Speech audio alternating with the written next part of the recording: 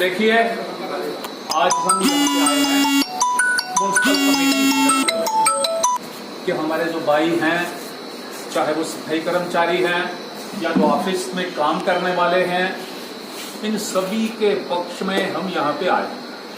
तकरीबन 20 दिनों से ये लोग यहाँ पे बैठे हैं अपनी डिमांड्स को लेकर के।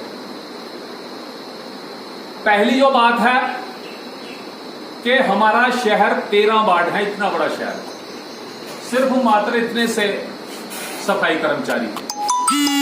शहर को साफ रखना एक छोटे से ग्रुप के लिए या कुछ लोगों के लिए पॉसिबल नहीं। मैं चाहूंगा कि सरकार हमारी इनकी स्ट्रेंथ को तकरीबन डबल करे, जिससे हमारा शहर जो है वो अच्छी तरह से साफ हो। एक बात। दूसरी बात कि पहले की जो सरकार होती थी, जिस तरह से चलता था काम कि 7 साल के बाद अगर आपकी कंटिन्यू सर्विस है एज ए डेली वेजर या कुछ, अगर जिसकी 7 साल की पूरी हो जाती थी सर्विस, उसको कन्वर्ट किया जाता था परमानेंट एम्प्लॉय की तौर पर। तो इनकी भी यही डिमांड है कि जो आदमी इतने सालों से 15 साल से या 20 साल से जो अपनी सर्विस दे रहा है, उसको परमानेंट किया जाए।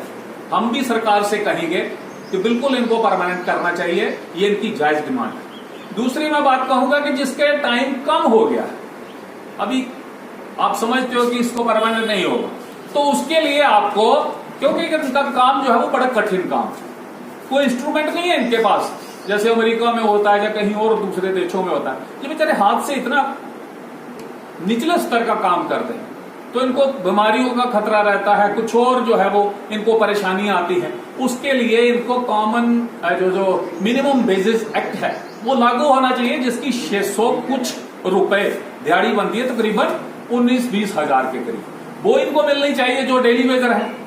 और जो एलिजिबल है, जिनको 15 साल या 15 साल से भी ज्यादा हो गए, वो सारे के सारे एलिजिबल हैं कि इनको परमानेंट किया जाए, करना चाहिए। दूसरा बात जो है वो आती है कि जो लोग यहाँ के अभी रिटायर भी होंगे, तो उसको पेंशन बेनिफिट तो है नहीं कोई।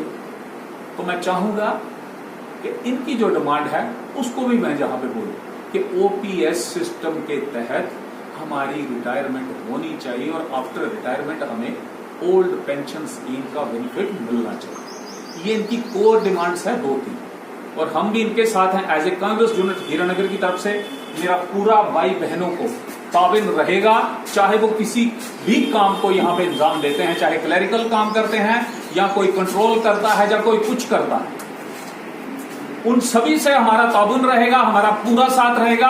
कि कहीं भी आपको लगता है कि हम आपकी सहायता कर सकते हैं, तो रमेश कुंडल अवेलेबल रहेगा आपके लिए। कभी भी आप आवाज लगाइए, कभी भी बुलाइए, हम आपके साथ बैठेंगे भी, अपनी बात भी रखेंगे, आपकी बात को भी सुनेंगे। और